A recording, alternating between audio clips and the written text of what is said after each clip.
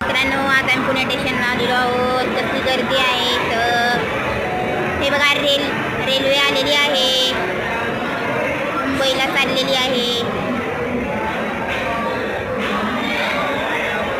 हे बघा, रेल्वे दिसत आहे का सर्वांना? कसली गर्दी आहे पुणे स्टेशनला.